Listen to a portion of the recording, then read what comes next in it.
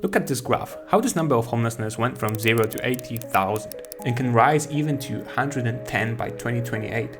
And that's interesting data because that's when the 2028 Olympic Games will be held in LA. But what's even more interesting is that all of this started in LA by practically 6 movie studios.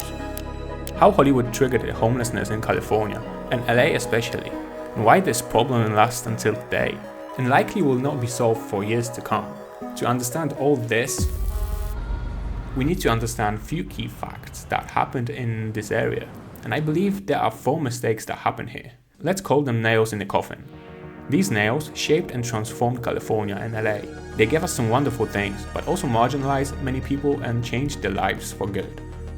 So let me tell you a story about how Hollywood is making people homeless. Examining the homelessness crisis in Los Angeles. I'm mentally ill and I don't receive the treatment I need out here. We've got county jails that serve as sort of de facto mental hospitals. The city will spend $100 million to help get people off the streets.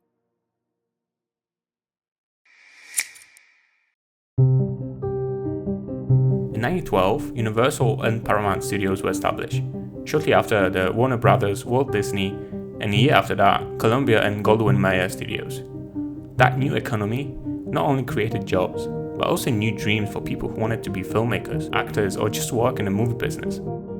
Hollywood became a hub of filmmaking, but also dream making. People from all over US and world came to LA to have a shot in being an actor, director, or to just help in making movies. This was a new gold rush.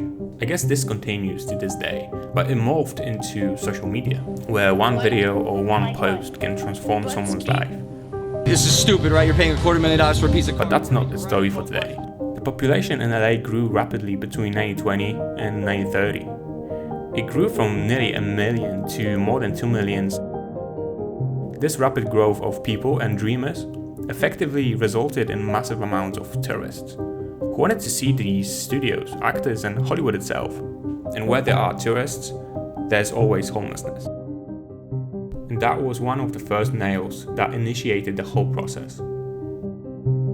But in 1929, there was this small thing that happened on the other side of the US. It was Thursday, October 24th, and it was a day when the Great Depression started. Some call it a Black Thursday. We're not going to go into the details, but no matter whose fault was it, it meant that even more people were pushed to the streets, jobless and homeless. And this was another nail when it comes to homelessness in LA. But let's go back to LA.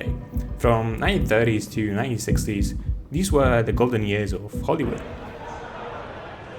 More actors, filmmakers and dreamers were coming to LA and California. But there was one dreamer who wanted more than just being a movie star. Well, Jack Curtis in person. Ronald Reagan came to Hollywood chasing his acting dream, but after doing more than 50 movies, his interest quickly shifted to becoming governor of California in 1967. But by then, the process of deinstitutionalization has started. And in the 1960s, California already moved out half of its state hospital patients. To make matters worse, California passed the LPS Act, which simply meant that patients who needed additional help or relapsed couldn't be hospitalized except in extreme cases. California and big cities like San Diego, LA, San Francisco became a coal mine for deinstitutionalization. But where all these people went? Well, by 1975, care homes had become big business in California. In LA alone, there were 11,000 ex-state hospital patients living in care facilities. Of course, many of these care homes were owned by for-profit chains, such as Beverly Enterprises, which owned 38 homes. We can just assume that these homes were regarded by the owners as a business, squeezing excessive profits and not caring too much about their residents. What's interesting and not so surprising is that 5 members of Beverly Enterprises' board of directors had some ties to our actor and Governor Reagan. They were politically active in one or both of Reagan campaigns and contributing large sums of money to the campaign. There was no doubt why Reagan didn't want to solve the problem of homelessness in California. It was a money business that ties the governor who was emptying the state hospital, and business persons who were profiting from the process. That started a process where options for people were reduced. Combination of lack of access to services, housing or care meant that many of these people cycled back and forth between care homes, jail and street. Some say because of Hollywood and the desire to live in such a glamorous city with all those famous people and celebrities is why the prices of real estate went so high. But that also resulted in less housing for low-class families and people who can't afford living in the hills. City of LA just stopped building affordable housing for those people. Around 85% of housing were built before 90s and only 15% from 1990 to 2020. We arrived at the most interesting part of the video, and that's how 2028 Olympic Games fit into all this. LA already held Olympic Games in '84, and it didn't look good for homeless people, especially for those who had different skin color. Using some federal funds in '84, the LAPD bought some weapons, including machine guns to sweep up gangs members, drugs addicts, and homeless people near the area of Olympic Stadium. But this aggressive policing did not end once the games were over. Between 1985 and 1990, LAPD arrested almost 25,000 people, mostly African Americans, often without cause.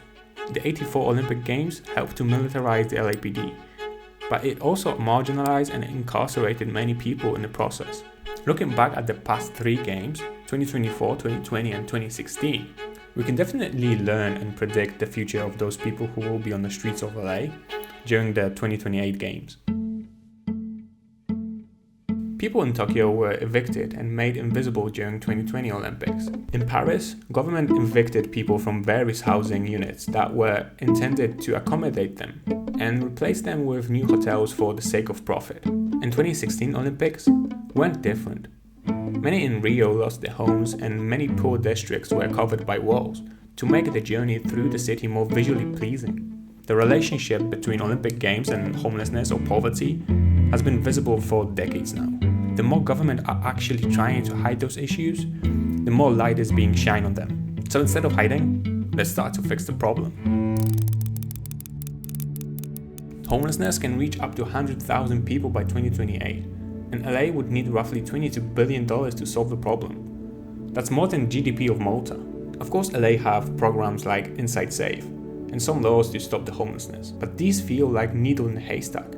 Are these laws helping or making people more angry and consequently pushing people to crime and riots? Warm climate, tolerance for camping, and Hollywood being just few blocks away is a perfect place where people can sleep on streets, tents, cars. Therefore, LA and California as a state is perfect for homeless people. But the problem with homelessness is starting to be a generational thing, and it will take generations to change that. More often than not, young people are starting to be affected by this issue. And the new question arises, can the government afford and let young people suffer, or our kids are doomed to also slowly become homeless? The problem is here to stay. But will Olympics make the matter worse? Knowing the past and the relationship that Olympic Games have with homelessness, it will be definitely an interesting topic to keep an eye on. And will this be another nail in the coffin for LA? I guess the time will tell. LA and Hollywood is still a place where young filmmakers and aspiring actors dream to live. But sometimes you have to be careful if those dreams suddenly become nightmares.